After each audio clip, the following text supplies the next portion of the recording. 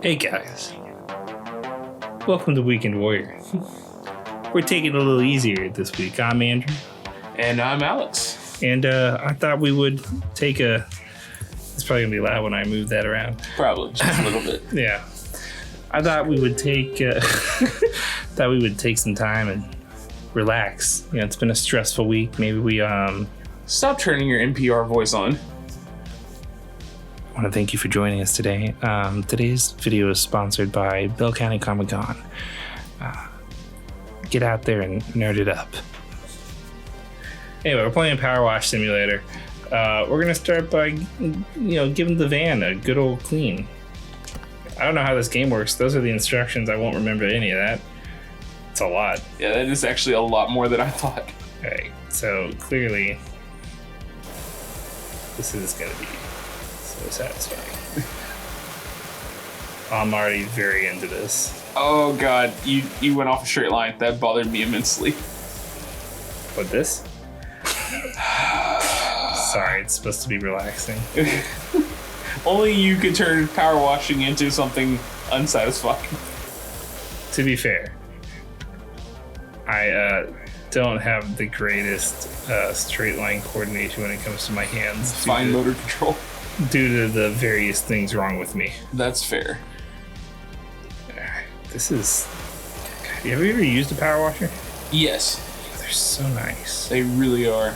Like, I don't think people understand that this isn't just like a video game thing, that this is satisfying. Like, I actually, on Reddit, I follow an entire subreddit of just power washing satisfying moments. yeah, dude, there's just something extra, like, spicy satisfying about watching someone get just, like, everything perfectly clean on something with one of these. Like, it's... missed the spot.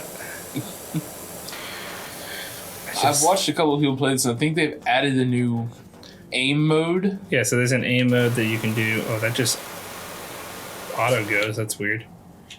Oh. So this is the aim mode. Let's see. Yeah, where you can kind of actually just move the actual... It's almost like old school FPS games where if you turn the gun, then it turns your screen. It's actually harder for me to do like that because, like, it's going up in weird angles. I can't control it as well. The power's too much. Yeah, there's too much power on my wash. This is just like... Too much power, not enough wash. It's just so nice. Now, obviously, I am not the greatest at, again, the perfect lines and stuff. I feel like it tells you like exactly how much you have left to do. Yeah, and I think... I don't know how you do it, but there's like a scan that shows you all the dirt. Yeah. It might be like hold R3 in or something. You mean hold right trigger down? Right stick? I don't know. They call it something different on Xbox. Oh, do they really? Yeah. Why? Because there's no R2. I guess. It's right bumper, right trigger. Well, they're wrong. Oh, well, yeah, obviously. Look. You can tell me all day that Xbox controllers are more commonly used for PC games, and I'll tell you I don't care. You can be wrong in multiple languages. Oh, this is a dangerous game. Oh yeah. I can see myself spending way too much time playing this. I can spend more time doing this than I could actually like doing this as a chore. Oh yeah, for sure. Especially in the heat. And you know what? I think Especially that's the other reason with the I wanted... water consumption. Oh yeah, that's the other reason I wanted to play this. It's like a fantasy for us right now. Just a soothing mist coming off of cleaning. For those of you joining us from other places aside from Texas, we're in Waco, where currently there's a water restriction due to Lake Waco being so low. We have had 13 days of consecutive triple-digit... Well, actually, no, we haven't had triple-digit the last 2 days. Oh, okay, that's true. It's been just barely under 100. That's what they tell you. But the feel-like temperature is 101. It's currently 92 degrees outside. But what's it feel like? It's the feel like of 102, I believe. Okay, so then it's 102 outside. Because for me, not with the rest of you guys, but for me, if you tell me it's gonna feel like a temperature, then that is the temperature that it is. Right. Because I don't understand how you could even have a temperature that's not what it feels like. You know what I mean, I get the idea behind it, I guess, but it's also like, no, you're wrong. I feel like it's just to counter like people being like, actually, if you check my thermometer or whatever, if it says it's this, and they're like, thermometer, and they're like, well, it's because that's what it feels like, you know. They're like, this doesn't feel like. But it's a dry heat. You can go. Oh god. Oh, good. I'm not even paying attention to what nozzles we got. 0 degree, 25. Give me the 25 degree. I mean, probably the 40. This isn't like a caked on dirt, so. Think so? Yeah, I think a 40 would take care of it. All right, let's go for the 40. What does change stance mean? You can crouch and go prone. You can go prone? I'm gonna snipe him. I guess there is some harder stuff on there because. Yeah, it's not quite all coming off in one pass. Get out of here. Come on, sit. You summoned the step stool. You can't get rid of it now. God, it's just so nice. Tell me about yourself, Alex. Let's just talk about life. How's everything going? Oh, it's going. You know how it is. I know, but they don't, so you gotta tell them. Nobody cares about our personal lives. You know that. They're just here for the soothing sensations of Powerwash. You know, sometimes I'll be watching people play stuff like this, and all I can think is, did anyone talk during that? Yeah, and I can understand why, especially because, like, even I'm not playing this right now, but I'm watching this and just, like, hyper-focused. And the whole point of us picking this game was something that we can have one person play, the other person kind of talk a little about it. I don't see that working very well. I'm kind of having trouble thinking of things to say while doing it. Exactly. And it's kind of funny because both of us have ADD or ADHD, some sort of version of that. And yet we are both hyper-focused on this one task.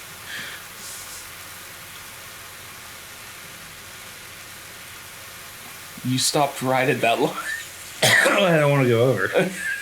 I haven't done a downward swipe there yet. I was just trying to get some of this extra. Get out there. Come on, get. Is it gone? All right, good. I think you missed a spot. You missed a spot. To the right of Powerwash. Wait, who's paying for this? Isn't that my van? Yes. You're paying yourself? The most useless of payments? Fair. Let's see here. Did I get all the tire? Yeah, you did. I missed some of the bottom. Okay. Good eye. I did not see that. It's funny you say that since I don't have my glasses. Yeah, but you're close enough to the screen. You're farsighted, right? Yeah, well, no, I'm nearsighted. Nearsighted, that's right. I always get the two confused because... Farsighted is a sci-fi show. No? So I'm going to pose a question that I'm over 5 for right now. Apparently, I'm the odd one out on this. And it made everyone in the control room and in the studio laugh last night, and including my wife when we were playing games last night. So let's find out. This will be fun. So, when you blink... Oh, no. It's an automatic nerve response, like breathing, that your body does when you don't think about it. Yes. Do you ever blink slightly longer without thinking about it, and your brain just goes, oh no, I'm blind? So, I don't know if anyone knows this outside of this building, but Alex is a robot. And I think that might be a calibration issue. We can maybe work through it because, no, that's not a thing. I don't think that's a thing for anyone. Over 6. And that should tell Let me know down in the comments. If you have non-autonomous eyes that turn off whenever you blink for too long, like imagine just closing your eyes for 30 seconds and then like having the object permanence of a child thinking that you're... It's only like... It's like a half second or a second longer extra of black when I blink extra long, just a little bit. and my brain just goes, you can't see now. Yeah, you gotta recalibrate those shutters. It's shutter speed. It's a frame sync issue. Don't worry about it. Yeah, don't worry about it. We'll get you rebooted. Oh, God. Great. I was like, surely I can't be the only one here. You know, I started this joke about you being a robot, like, because I thought it was funny that it made a disconnect noise when you stood up from your computer. But, like, the number of times you've said or done things that just prove that you might be a robot is too funny. Like, when you refer to your work ethic as something your mom installed on you. Listen, I meant to say instilled in me. But it's just little mess ups like that really drive home the point. I mean, Kaya's still pretty convinced. Oh, man. I think it's just funny whenever, like, the headcanon for a joke just becomes the reality over time. Oh, you'll laugh whenever we're taking over. Sorry, what was that? What? Oh, I thought you said something. No, nothing at all. All right, good. Because, I wouldn't want to have to unplug you. Control-Alt-Delete. See, that's why we can't ever play Detroit Become Human on here. I don't want you to get the wrong ideas. I'd hate for you to think that any of the actions taken in that game on either side are okay. God, those windows are grimy. Yeah, I think you're going to go with a 0 degree and just, like, straight put a hole through them. Just cut the windows out. It'll be fine. You don't need those. Just go ahead and cut them out? Yeah, right. Go for it. No problem. Don't even worry about it. All right, let's see. I got to stand up. Let's get in there real good. Oh, yeah. All right, yeah, you won't be needing that window anymore. Hold on. Forgot which button does what for a second. Because, the B button, you Go on. You got it, bud. Oh, God, my brain does not want to work with me today. It's weird. Universally known as the aim down button. Oh, there's still a lot to do. Oh, there's the dirt. I found the dirt. Located on the vehicle. Located on the everything. I think you can probably go like 1 degree or 1 setting higher to get that dirt off. I almost got it. How's that not perfectly clean? I don't know. Hit right on the D-pad. Oh, wait. Stand for that just looks like a pressure cutter at that, or a sand cutter. Yeah. You said dissect this van. I said wash it. Oh. All new Powerwash laser cutter. We just stand a foot away from your van and burn a hole through the side. To be fair, it's clean. There is nothing left on it after that point. We've cleaned it down to the anatomic level. The anatomic level? Yeah. Okay. That way, all the body parts are clean. You question me. You know what I meant. At least my thing related to humans. You're washing a van. 20 your people. Robots and cars go together, right? I think that's racist. Oh, hold on a second. You're not allowed to think.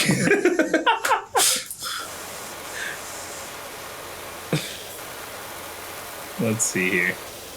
Can we go back and find out how many times we've made jokes about me being a robot during this? I mean, I plan to eventually do a supercut of every time we've had to mention that you're a robot due to something you've done or said. Listen, I can't let there be evidence out there. Yeah, go on, get out of here. Get out of here. Hey, oh, it's so clean. It's so clean. Get out of here. I could do this all day. Let's quit our job.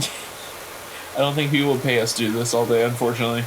Yeah, especially since we're playing it on its Xbox release, which is months after the original release. Right.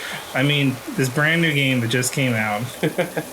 Yeah. If you have Xbox Game Pass, this game just got added on Game Pass this last week, and I highly recommend just taking some time on your Saturday or Sunday.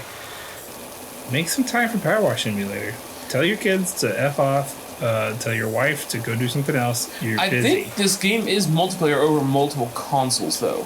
I believe so. There might be I know it is on PC. Split screen. I saw the co-op thing whenever I first launched the game. Right. So this could be... I could definitely see this be a game that would be fun it's one of those things like giving your younger brother or sister a controller that's not connected kind of thing. Yeah. Just if you have a kid or someone who is not a huge fan of games, I feel like this is a game that could... This is a good way to trick your kids into slowly enjoying chores.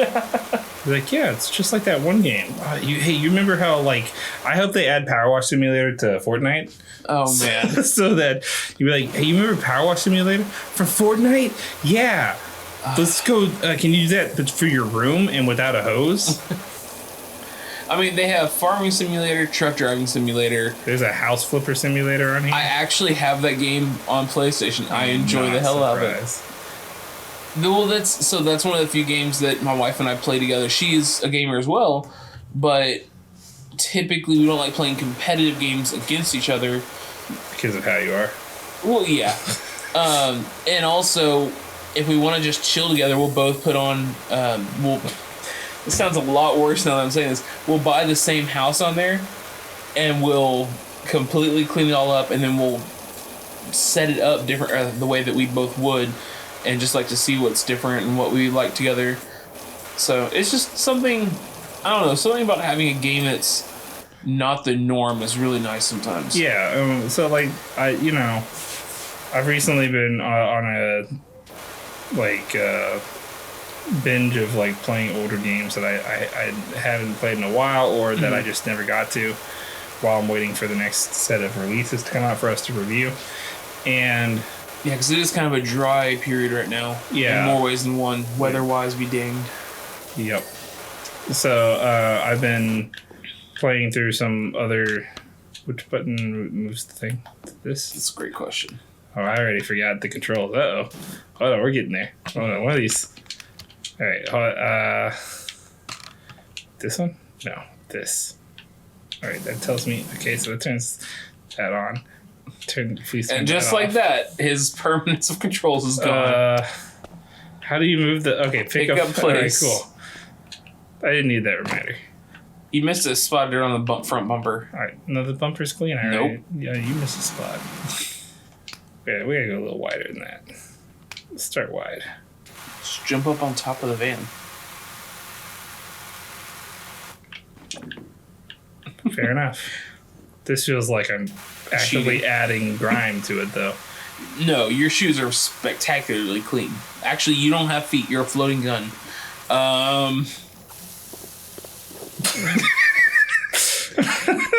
That just felt like you were wearing one of those water jetpacks. That's what I was going for. Oh, that did not clean in a straight line the way I thought it did. No, it did. That's just the caked on stuff, I think. Oh, yeah, I guess. Let's see here. Let's go for We'll go for that. Yeah, I think that's one of the reasons they added the aim mode, is simply because while moving, it's kind of hard to get certain spots of dirt. So I go on? What was that? So having the aim mode really does help get, like, you can stand in one spot and not have to worry too much about. This feels like someone is using it that doesn't know how to move their arms. They're not allowed to. They've been told that they're not allowed to maneuver around. It's just a nondescript Muppet on the other side. Yeah, I'll clean it. Oh, well, it's a little out of my reach over there. I'll just throw the water in that general direction. Yay! Oh, that was not a good thing to power wash. A plugged-in light bulb. Listen, I know we are all wishing for death, but don't bring it upon us in this game. I'm not scared.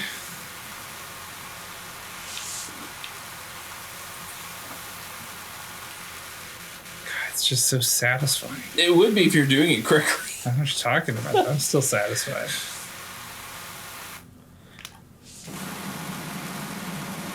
And now we cut the roof off. Let's go to square. Oh, no, the door. Okay, so just hear me out. This game, but with the cutting mechanics of Metal Gear Solid Rising Revengeance. I'd play it. But give me the cutting mechanics of Metal Gear Solid Rising Revengeance at all, and I'll play it. Yeah, no kidding. But the game's story was kind of like over the top, but it was a great game. But the fact that you could just go up to almost any piece of geometry and just go, nope, I want that in more pieces. Which I don't remember again. Which button? These things. Hold on. Right on the D-pad tells you where the dirt is. That's what I thought, and I hit right, and I didn't see anything. And you have to hold it. We're missing one spot. I will find you, and I will power wash. Aha! You can't hide from me. It's hiding. Filth. Well, the body. Oh, the window had a little bit. What? Still more. Yeah, that's 99% of the whole thing. Like, you have a tiny little sliver on the windows. Hey, you got it. The bumper has some... Oh, right there above the bumper. Maybe, or is that water? That's just water. Oh. We are both currently leaning forward in full gaming mode, looking for a spot of dirt. Really? Would I not get the hubcaps good enough? Where are you, you filth? Literally. Just tapping right over and over again. Oh, wait, go back. I think it's inside the wheel well. The front wheel well. Tap right. Maybe it was just a trick of the eyes. I blinked too long or something. Have you tried turning it off and on again? I have. It doesn't work very well.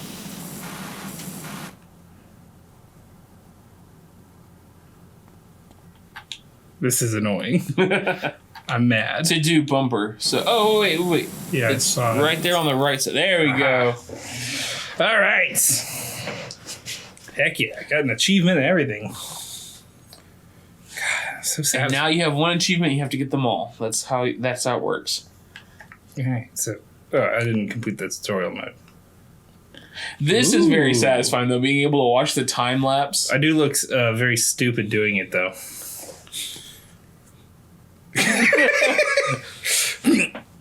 I like that I teleported to the front and did a ninja stance. Nice. The van looks fantastic. Told you it'd be fine under the grime. I don't like that phrase. I've pinged you the $100 left over from what you gave me, so that should help get you off the ground. Also, just met my new neighbor over the fence.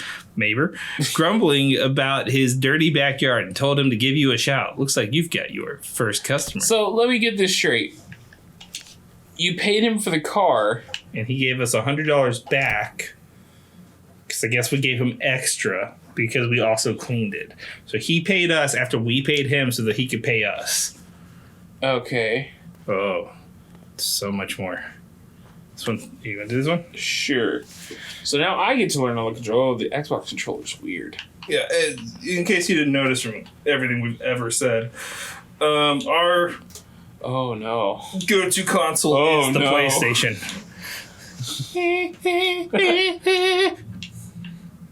Okay, so that's how I switch to aim mode. Alex's brain's all like activating sensors. Let's rotate. Okay, cool. Eliminate grime. Bzzz. Poorly maneuvered. See, I feel like it's a little less satisfying with the aim mode. You think? Yeah, because it's like, I don't know, you're not following the line with it, so you don't get to see the, like... Yeah, most of the videos that are shot of power washing is, like, moving with the power wash as it's going. That's true. I feel like that's where some of the satisfaction comes from. At least for me. I don't know what gets your power wash rocks off, but that's how I feel about it. Why are we power washing? Wait, even the. Okay, hey, look, just. I need to focus on one thing. Just don't right. Get distracted. Don't get distracted. Why are you so twitchy about it? Just chill out. I'm supposed to be relaxing. No, I have to. You never know who's going to be on the corner. You got a corner jump and you got a crouch jump. Oh wait, that's not crouch. 360 no scoping the grime. It's not helping. Are you sure? There are no frames to count here, Alex. You don't know that. Look, water comes out at like 110 feet per second, and then you have to. Yeah, okay. Just gonna shut myself off on that one. Do you see? See what I mean? Shut yourself off? That's not the way someone would say that. That's what a robot who's trying not to be found out to be a robot but is bad at it would say. I promise you, I don't set these jokes up either. He just is a robot. He can't help it. He's a robot who's been weirdly programmed to like carefully like give away that he's a robot every so often, so that people are like, "Huh, what?" And he's like, "Nothing." Listen, if you're gonna be invaded, you don't want to like, oh hey, the door's clean. And then everyone's like, "Oh, he's too stupid to be a dangerous robot because he keeps telling us he's a robot." Exactly. They'll never suspect it. Expect it. Suspect. See, he can't even. They made sure to include like dyslexia and speech pattern problems. That's kind of advanced. You can teach a robot to be perfect at something, but to teach it to make purposeful mistakes, it's a lot harder. That's fair. I have an Uncle Iroh I'm adding to the collection up here. Oh, nice. You ever gonna get an Ong statue? I don't know what that is, but maybe Aang or like Zuko.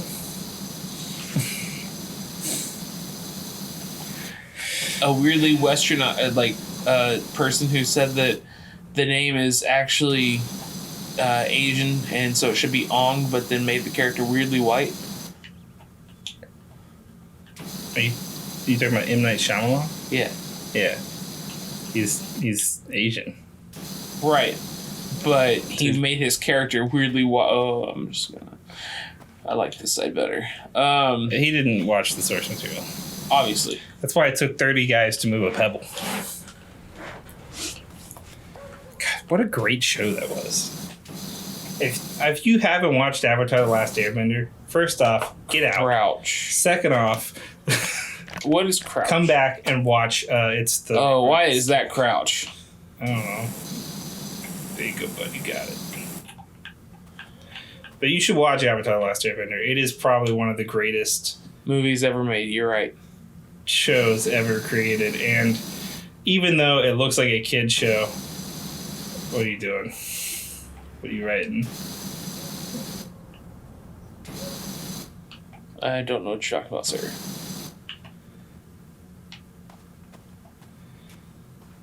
Imagine someone just like paying you to clean their stuff and they walk out and you're graffitiing the side of their house with water. I mean, fair. At least technically you're still getting it clean, but mm-hmm. A little too far on the last pass. Well, no, I was walking instead of aiming, and these hedges are not even, so it just pushed me in. I see. I blame the grass. Yes, all living things are to blame. What was that? See, it's another one. You know what movie I watched last night? Everything, Everywhere, All at Once. I've seen that, and it looks interesting. It's maybe the best movie I've seen all year. Really? Possibly one of the best movies I've ever watched. I don't want to give away anything. No, yeah, please But don't. if you're a fan of Kung Fu Hustle, watch that movie. Okay. It's also made me cry like 3 times. But I believe the it has acting is so good. The actor for the husband, if I remember correctly, is the same actor who played the kid in Indiana Jones, as well as Short Round. kid, Short Round, and he also played one of the characters in the Goonies. Can't remember the name of the kid in the Goonies, but because famously, I know movies. Yeah, which is weird. You'd think a robot would have a database of all the movies, but I guess that maybe that's one of those purposeful, like, suggest that maybe you're a human because you haven't watched a movie. Like, we would expect a robot to know everything. No, I wasn't built, so I was like, couldn't see those movies yet. Yeah, I don't think that's how robots work, though. No, it's fun. Databases, you know? Yeah, but they have to be updated, and if I didn't see it, I can't update it. I don't think that's how the internet works. Possibly. Yeah, I highly recommend that if you're looking for a good movie to watch. It just came out on Blu-ray and is available to rent also. It's so good. It's a little long, but I didn't have a problem with the length. Mostly Sierra was like, how is this still going? She said that when we had 9 minutes left. So, and I guess we did watch it at like 2 o'clock in the morning. It's really, really good, though. And I just finished my New Game Plus playthrough of God of War. Nice. Getting ready for Ragnarok? Yeah. We're actually going to start a new series in September called Hardwired Redux, which go ahead and start submitting ideas in the comments section or send them to my Twitter at HamOnHardwired for older games that we can play because our good friend Robbie, bless his soul, has about a 15-year gap in his knowledge of video games because he was playing on a far more casual level at the time. So he missed out on a lot. He just this year when the remasters came out for Uncharted 4, got through playing that. So he has not played any God of War since 3. I don't think, and I think that's the only one that he's played. Oh well, that didn't hurt. You might want to back up a little bit there, kid. No, it's fine. So we're gonna start doing that in September. That's gonna be a lot of fun. I was trying to get the step stool. Just see if you can hop on the. Yeah, that's what I was thinking. Ingenuity, adapt, survive. Oh, I don't like this. Okay, there we go. I mean, you'd be a lot more impressed with the guy you hired to wash your roof or whatever. He just bunny hops up there? Yeah, if he, did a Kung Fu Hustle jump off the top of someone's head or off the top of a lawnmower. Get the bird poop. It's me, a Powerwash. Wah! Oh, now I just want the Super Mario Sunshine theme on here. We don't have the legal for that. Fair. I'll put it in, but they'll come for us. Let's see here. What else can we talk about? I feel like I've talked about everything I wanted to say. You know what? Let's just talk about what we got coming up. So, obviously the biggest thing probably coming up the soonest would be Bell County Comic-Con. Oh, yeah. That reminds me. Today's episode of Weekend Warrior is once again sponsored by Bell County Comic-Con. One of the absolute coolest things happening in Central Texas. You can come out and meet over 25 celebrities, including some very famous English dub voice actors for various animes, some stunt actors. There's going to be a lot of cool people there. Ray Park's going to be there. I'm excited about that one, personally. You'll get a chance to meet Al from Home Improvement, which is... I only want to meet his eyes, though. Oh, wait, no, that's different. No. Pop culture got mixed up there again. Yeah, I don't know. I think you're thinking of... The neighbor Wilson. Wilson, yeah. But, so you can come out there and join up and see all the cool people that are going to be there. Also, I'll be emceeing this year. We'll be joined by a few other members of our team from up here, including Pete Souza. So you get a chance to come out and meet me, ask me any questions, tell me I'm bad at video games, the normal standard stuff that you do whenever you meet someone that you've seen online. And we'll be having a booth out there, so you can drop by and just chat for a little bit or whatever. We'll also be doing some Q&As, some special events. I know there's all kinds of vendors and stuff that are going to be there as well, so there's going to be a lot of cool stuff going on. You can get your tickets at bellcountycomiccon.com, or you can use the QR code on your screen right. That's right. Wait. Go ahead and, can you clear me a spot? Can you clear me a spot for the QR? Let's see. Just give me a little square, little rectangle maybe. There we go. All right. Yeah, I think we can make that work. Yeah, so it's going to be right around in that area. You scan that QR code, get a special discount, or you can go to bellcountycomiccon.com and use promo code HARDWIRED for that discount. Tickets are on sale now. It's August 6th and 7th at the Bell County Expo Center, and I really hope you guys will come out and support us and support them and just be part of the community. Yeah.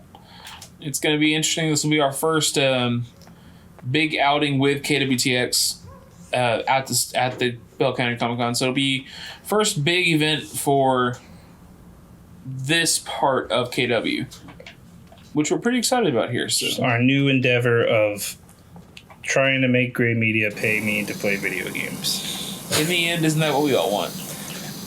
No. when your hobby becomes a job, it does become a little less fun. That is true. But I'm still having fun. So that's the important part. So long as that continues to be the case, I will continue to do this. But yeah, I mean, there's all kinds of cool stuff that's going to be there. So I really do hope a lot of people come out. I know that COVID's kind of on the rise and stuff. So if you have a mask and you want to wear a mask, I mean, if you're going to wear a mask at a comic convention, it's a pretty good place to do it, even if COVID wasn't a thing. Fair enough. I've been to several, and I've gotten the con crud multiple times. Con crud. Yeah, it's not great. What else we got coming up? We'll have a review of Stray. I'm actually very excited for that game. Our good friend Robbie is getting his chance to do a review.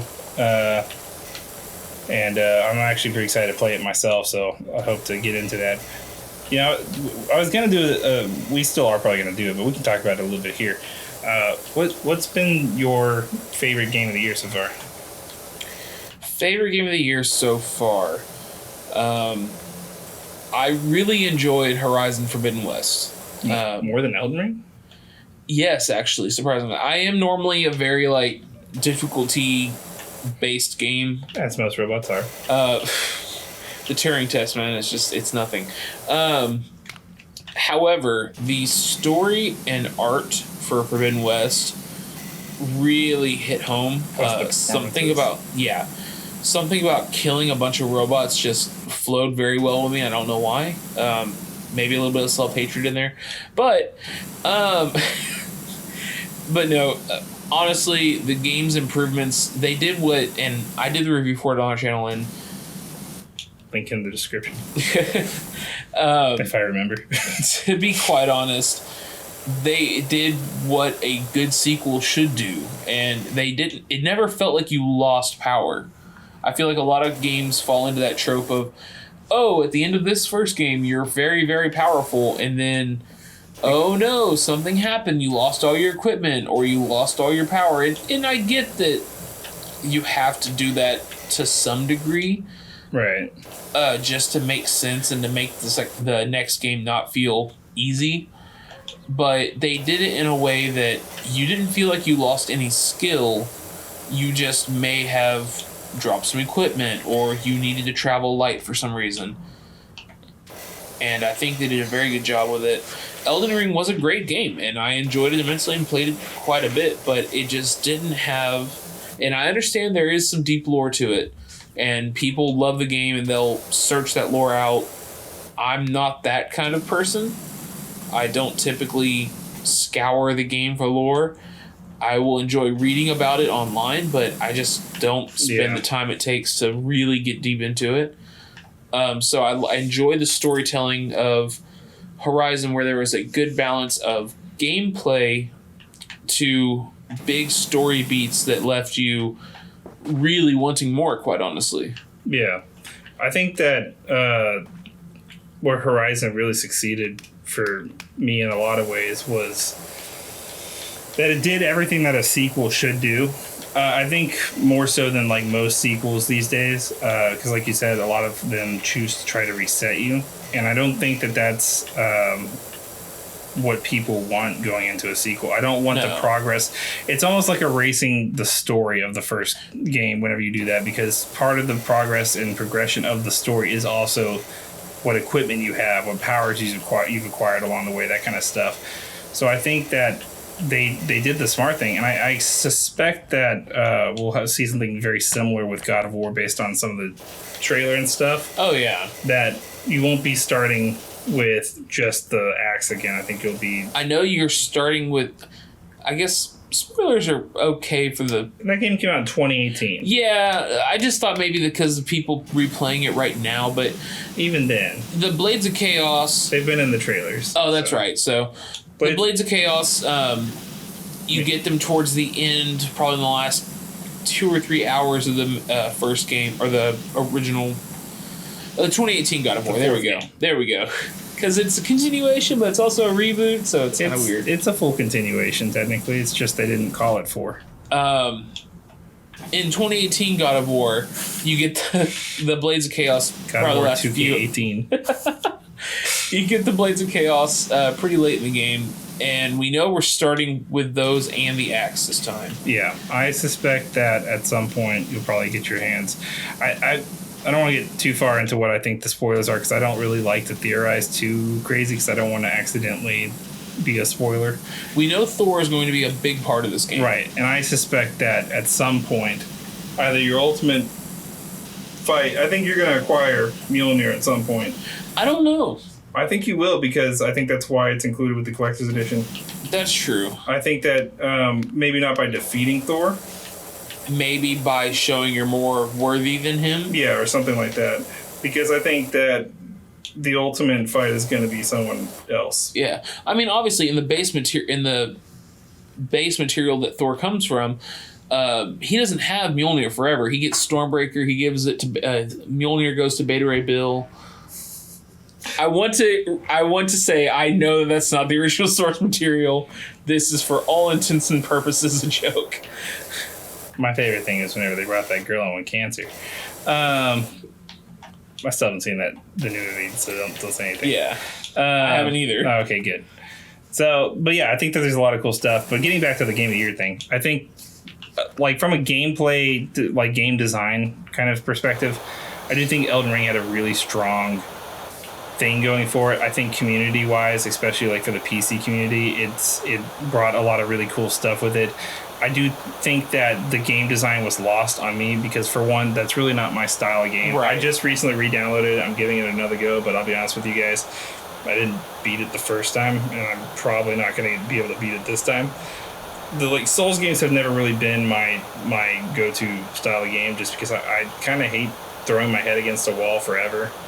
And that's completely understandable. It's not for everyone. Yeah, and so I do think that it's the whole phrase that it was the most accessible game. I don't think it was more accessible. I think that they did the more of the bare minimum than they normally do, which is like providing accurate descriptions and offering a little bit of a guiding hand. But you're not explicitly told where the tutorial area is. In fact, it's like I saw someone who said, "Oh yeah, I've never seen a more eloquent way of making someone not do a tutorial mode than putting it in a pit of death and saying jump." Yeah. So I do think that there's some issues with that statement, but I don't know. I really enjoyed Horizon Forbidden West from start to finish. I do think it kind of lags in places as far as storytelling goes, but I still think the overall story is Did Miles Morales come out this year or last year? Okay. It was a launch title. I think that time is relative. Yeah, I think that I already know what my game of the year is, if I'm being honest, and it's probably going to end up being Ragnarok.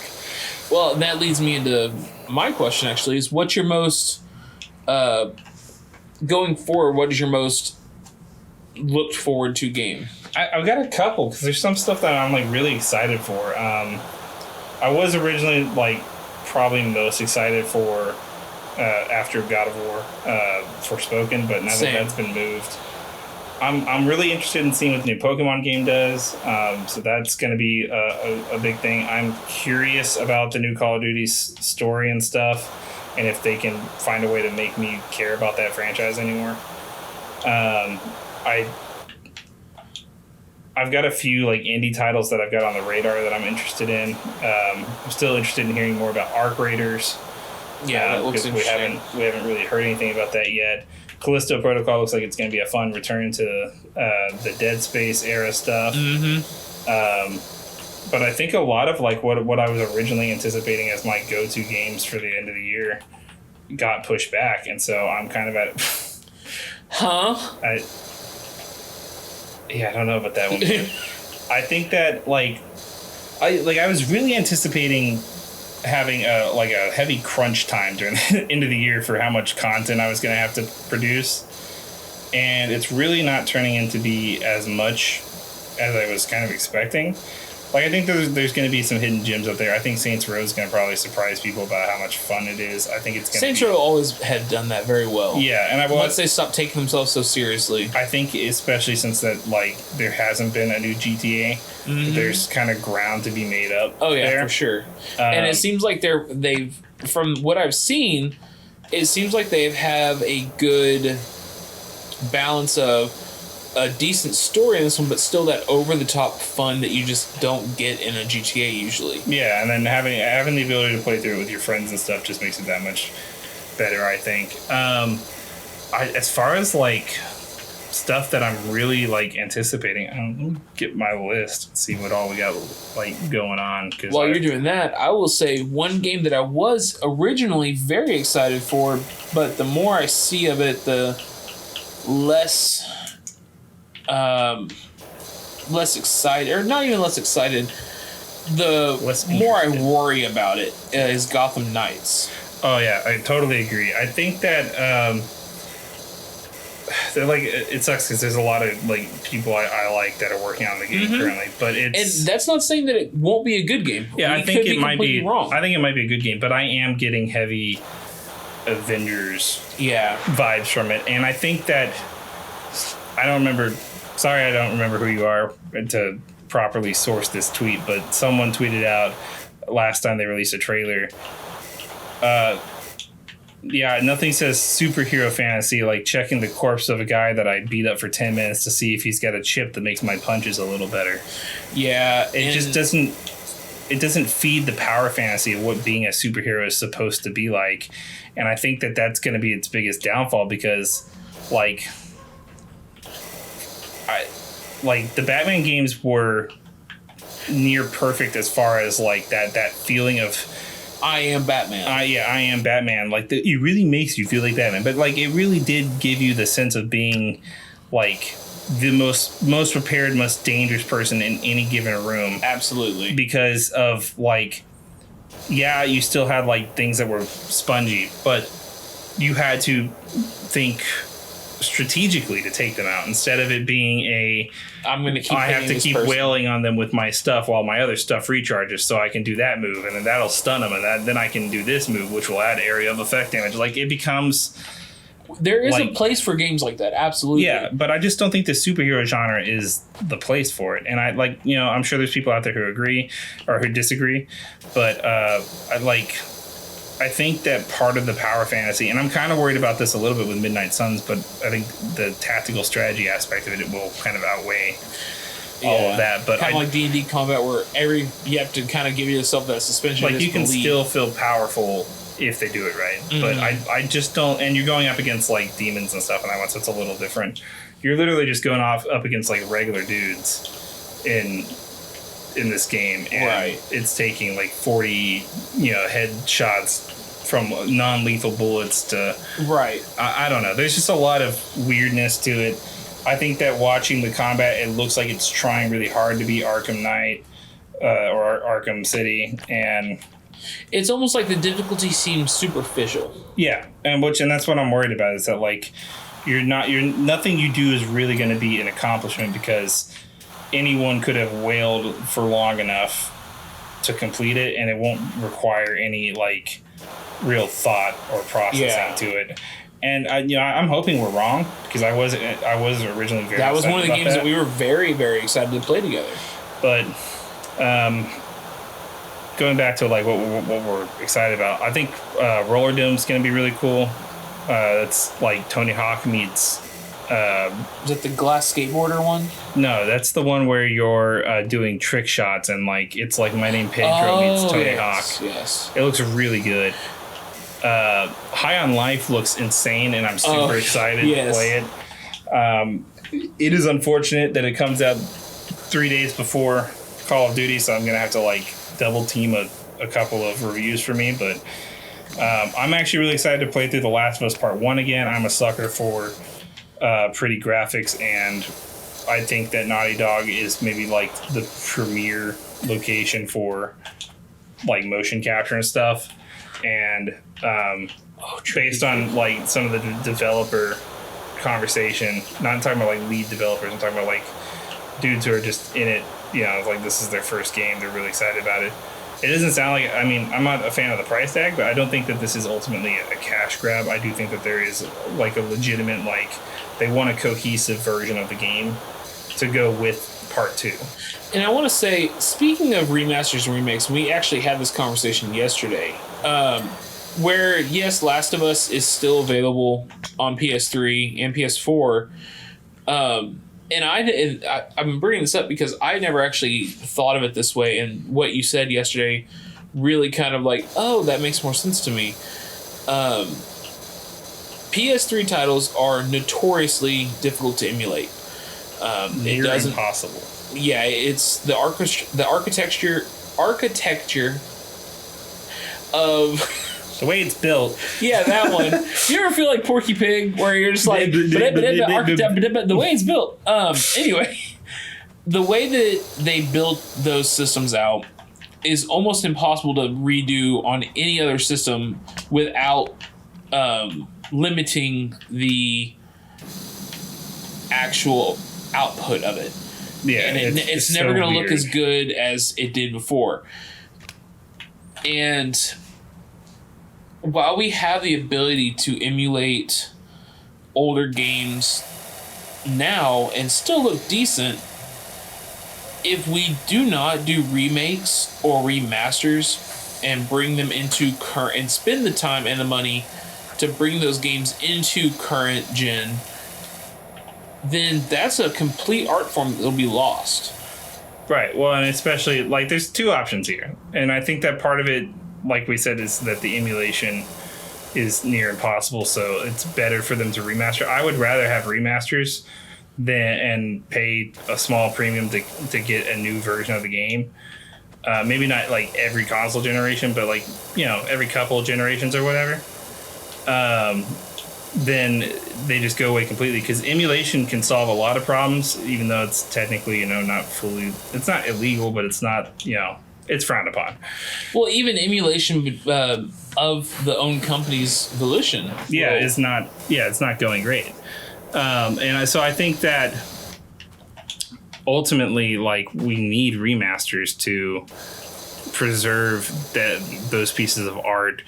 And also, like, I know that, like, this is, like, the thing that people always, like, kind of like, oh, yeah, right, that's not really why they're doing it. But, like, legitimately, some of the best ways to introduce a new generation to a game, especially if the only types of graphics that they've experienced are the current gen graphics, like, it's hard to get someone to go back to what games used to be if they're used to new stuff. Look, I've been playing games since I was a kid, and I still love many PS1 and PS2 games, but I also... I will make this. I believe in you. I also... Why don't you jump up on the shed and then jump over? Think you can make it? Genius, farmer. But I cannot go back and play modern games or old games on... Oh, you don't have to jump over there. You can shoot it from here. All right. Okay. I just can't go back. It's not the graphics. I mean, that's part of it. I do like to look at pretty things. And I do think that there's some quality, like, really pretty graphics that are out there. This is embarrassing. Try hitting down on the D-pad. No? Well, see if you can find a stool somewhere. I can't go back to that style. And it doesn't mean that those games are bad. It just means that it's difficult for me to shift my brain to those control schemes. And I think a lot of people suffer from that. So it does legitimately bring in a new audience to something that they may have never experienced. And that they would not have the option to experience on their current console through other means. So that's why I was so disappointed by hearing that Rockstar was just going to abandon all their remaster ideas, because there is not a good way to play Red Dead on PS5. There's not a good way to play Red Dead on PC. The first Red Dead is, I believe, still not available on PC. I win. All right, cool. I'll take over for, I was gonna for a say, minute. I've done 4 things on this year. Go for it. I just think that there's a lot of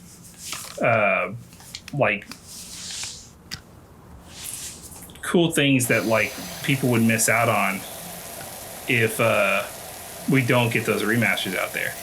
I mean, I don't disagree with people who are saying that the price tag is a little high. I do think that they should have released this probably for $40. But like I told Robbie the other day when we were talking about it, games are not cheap, and unlike Microsoft, who's got literally 4 times the amount of available capital to spend and also can afford a couple losses, PlayStation really can't. And since they had to delay a few games this year, or they just didn't have as many games prepared this year as they probably were expecting, I'm not surprised that they went with a remaster that was nearly guaranteed to sell, but it also meant that they needed to sell it at a higher price.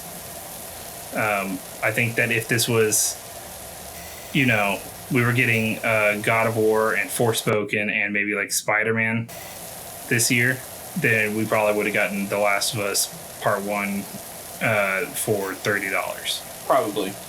So I think that, and Robbie kind of said the thing that I know a lot of people probably feel. As a consumer, you don't care about whether or not PlayStation meets their bottom line. And I get that. But I want you to think about this. We get a lot of really big, really high quality games a year from PlayStation. And yes, they're premium titles. Yes, paying for stuff does suck.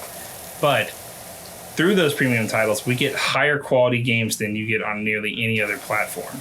It's like Nintendo. Like they put out these super high quality games, and because it says Nintendo on there, you know it's quality. So you're gonna pay whatever price is on the tag. I think that PlayStation is now in a place where they can say, hey, look, we're PlayStation. We don't put out bad games very often. You can trust us. This is worth it, and this is what it costs to make up the money to keep this going. I honestly can't remember when the last first-party PlayStation game I played that I was disappointed in. I can't really think of any off the top of my head. The only one that I might have any gripe for, and this isn't even a gripe necessarily, Miles Morales was a little short in my opinion, but it was still a very fun game with an original storyline. It's a great lead-in to the next game. Right. And so while it may not have been the longest game in the world, I was absolutely happy to play it. Yeah, and I think that that's kind of where we're at. So I know that the go-to feeling on this kind of price tag is, especially right now and everything's hurting, is, oh, that must just be because they want to make extra money. But it's because games are so incredibly expensive to make. And we've been incredibly lucky to keep the price tag consistent for years up until last year. I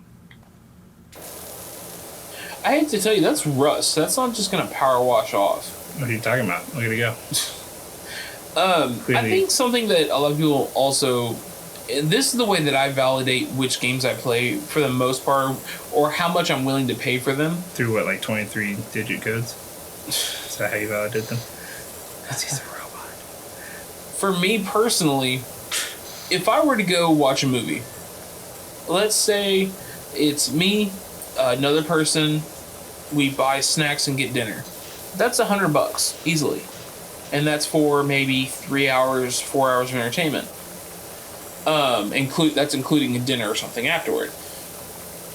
If you're buying a game, even if it's only, say, 4 hours long, that's still only $15 an hour, give or take. Yeah. And you're getting a lot of entertainment out of a single purchase for the price when you really think about it. Yeah, which I don't always like, and I don't like the dollar to entertainment value thing very much, because there are games that are shorter that, because of the quality of the game, I don't think that the length of it matters.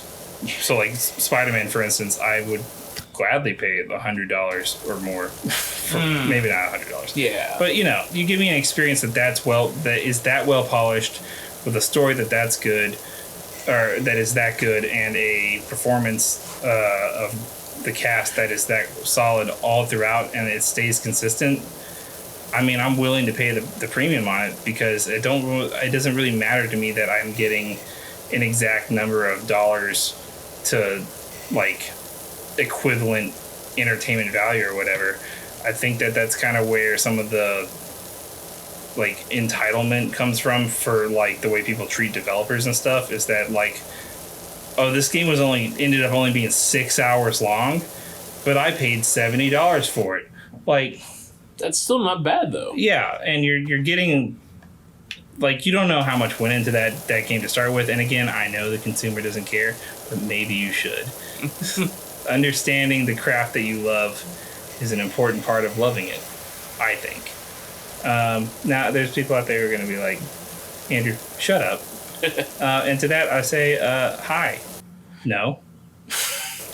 I mean, and I think speaking of craft going into it, Jeez. I'm a maker. I like making different odds and ends, cosplay props, all sorts of things. And one of the things that I enjoy doing are 3D modeling and 3D printing. And while the base material that I make things out of may not cost much, it can cost anywhere between, for a cheap filament, $10 a roll for a kilogram of it, up to $30, $40, $50 a roll for the more expensive ones. While the material going into it may not cost much, I'm making a prop for you, and I've spent probably a good 20, 30 hours 3D modeling this. And what do I owe you? What do I owe you?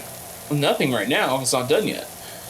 But after spending 20, 30 hours of modeling and making sure it looks correct and getting it correct, and spending the time setting up the printer, and yes, the printer, it's going to take about, after I did the slices and everything, it's going to take about a day and a couple hours. That's, when you put it all together, that's 2 to 3 days of work put into this. And while, yes, the material going into it's only worth $10, $15, $20, not even that much because it's not using a full roll, it's still all that time and effort that goes into it that while you could say, oh, well, I'm only getting $12 worth of plastic, it's a lot of time, effort, blood, sweat, tears, yada, yada, yada that goes into it. It's like, oh, yeah, well... Don't bleed on my lightsaber. Yeah, you're only getting $10 worth of plastic and some other materials and paints and stuff, but you're still also getting the experience and the energy and time that it took to create that item. I guess to get a little more philosophic, who gets to determine the value of an item, you know? I think that I quote him all the time, and I've mentioned him on the show before, but if you don't watch Dunkey, you should watch Dunkey. I think his thing of all games are not made equal, but all games are sold as equal. That's clean. Oh, never mind. I missed a spot. You missed a lot of spots. No. Your programming's imperfect. Look, just keep the camera away from that side of the yard. Yeah, we're done, see? God, we're doing so good. So, oh no. But yeah, I mean, all games are not sold as equals. I mean, they're all sold as equals, not made as equals. You know, you paid $70 for something as polished as God of War or The Last of Us, and then at the same time, games that are maybe not as polished are sold at that same price, or games that have been barely functionally changed are sold at the same price, annual releases, that kind of stuff. And I feel like, unfortunately, that does end up leaving a bad taste in all people's mouth. Yeah. And it's unfortunate because these developers, for the most part, really care about their product. Yeah. I'm sure no one makes something that no one is producing content out there hardly that is just straight up like purposely not good. No one's trying to get you to give them money. Unfortunately, I think a lot of it comes down to, and this is with any industry that has a sales and / production department, including ours. So industries. Huh? Any industry. Well, yes, but I'm talking about there are industries that are purely sales. Yeah. Anytime that you have a sales and production that's part of the same group, there's going to be a disconnect. It's impossible for the person doing sales to understand 100% of what you're doing. Especially since games are constantly fluctuating. Exactly. And it's impossible for the person that is doing developing the game to know 100% what the sales side is. It's a lot going into both sides. It requires an immense amount of experience on both sides to do it correctly. For us here, Andrew and I are both directors. We also do some other things around here that are production side. And sometimes we get instructions from sales, which is in charge of putting advertisements together and the way that commercials run, things like that. And even though we all communicate as best as possible, there are some disconnects sometimes that happen, not because one person or one side or the other isn't communicating, but it's just a fundamental misunderstanding of what we do or what they do. And that happens with any kind of industry. If there's any kind of disconnect between two departments, two people, then it automatically is going to be some kind of loss in there. Yeah, for sure. And I just think that there's a lot of that disconnect also that happens between the consumer and the developer. Which is why I say that if you really love video games a lot and you want to see continue, like, whatever you feel about whatever's being made or whatever, if there's a game series out there that you really like, the answer to show that you really like it isn't to demand more of it right now and throw a fit when everything's get delayed. It's to learn about what's being made, support the developers, follow developer diaries, and then when games come out, pay the full price for them, because that's how you let these companies know that you want more. If you don't want more of that, don't buy it. I will say on that note, though, do not pre-order games for the most part. Yeah, unless it's like a game won't be in stock. Yeah, it's. I understand the need for pre-orders. However, I think that it's not a predatory practice, but if you live anywhere other than America, it's really not a problem. That's true. That is true. Most places, especially like the EU and Australia in particular, have very good consumer protection policies that keep it so that if you pre-order something at any point in time, you can cancel it. And that all digital goods are subject to full refunds for X number of days after launch and stuff.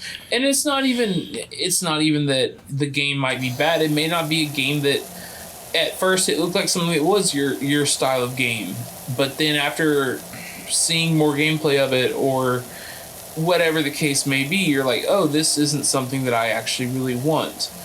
And unfortunately, like Andy was saying, in the US, it's once you bought it, it's yours, and there's not really a way to get out of it without special cases. Sometimes. I mean, there have been improvements made in that regard. I think PlayStation and Xbox have both updated their policy so that you can cancel as long as it's not within like 2 weeks of the launch of the game or whatever. But yeah, I think that there's no way we're finishing all this. I think that there's like pre-orders used to be for driving like traffic. Right. For really, really gauging out like how much people actually cared about a thing. But I think the internet kind of already does that. I do think that it's also easy for, a small group of people to kind of like make it seem like there's a bigger deal around a certain thing than in other cases. So I still think pre-orders play a significant role in really determining actual like dollar value, whether or not people care about what you're doing.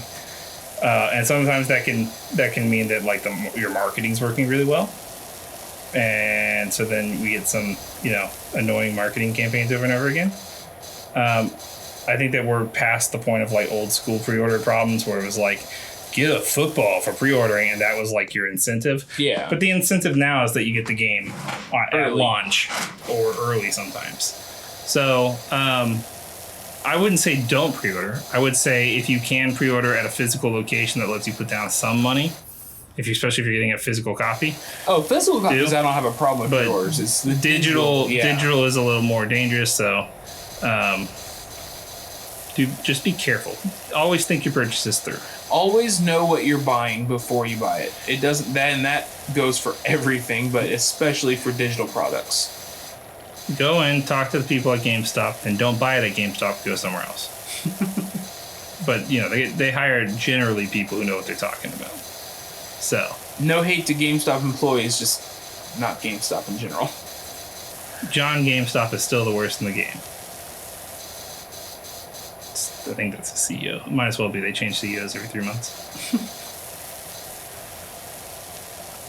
God, so nice. Do this all day. But we can't because we have an actual job to get back to as well. What? Yeah, but I mean, so there's all kinds of cool stuff coming out this year that I'm really excited to get a chance to play. A little bit of stutter there. And I think it's still ultimately going to be a good year. That being said, tires? 2023 is absolutely stacked as far as games go. I think the fact that most people at this point, it's still kind of hard to get a PS5. It's still kind of hard to get a Series X, right? Not as much. I've been finding them all over the place lately. But I suspect that shortage is different depending on where you live. That's true. At least for our area, and I believe most metropolitan areas of U.S. at this point. Sorry, other countries not 100% sure of the market there. We don't do research here. If you really want a next-gen console, or I guess current-gen now, it's been out long enough. Yeah, it is current-gen. If you really wanted a current-gen console, at this point, you've more than likely had access or the ability to get one. With PCs being a little bit easier to build now, I think the next probably 2 or 3 years are going to be a really great time for gaming. Yeah, especially with the advent of Unreal Engine 5. Mm-hmm. The more that becomes used and accessible. Yeah. Even Unreal Engine 5 is free for people to download. And even just the little bit of playing around with it I've done, it's a lot more... the base level is a lot easier to get into. And the things that I've seen people do that know a lot more about it than I is amazing. Yeah. Well, to see if anyone's able to pull any of that off in a way that, is meaningful. Works. Yeah. Because you still have a lot of limitations on... You can render lots of really cool stuff in Unreal Engine 4 and 5. Most of it, you can't do much with it. All right. Well, we'll call that clean. That's probably satisfying enough. We'll just go ahead and do some squiggly doos over here. This guy's going to get the best cleaning, but unfortunately, I'm out of billable hours. So we're just going to go ahead and draw some stuff. There we go. Oh, man, that's not even making a dent in that. Nope. So let's get one of these. One of these. A little bit of that. Oh. All right, cool. And the QR code's right there. Thanks for joining us on Hardwired. Be sure to use promo code Hardwired at BellCountyComicCon.com. And I hope to see you guys there for Weekend Warrior. I'm Andrew. And I'm Alex. Get in the doghouse. No, not again. We'll see you guys next week.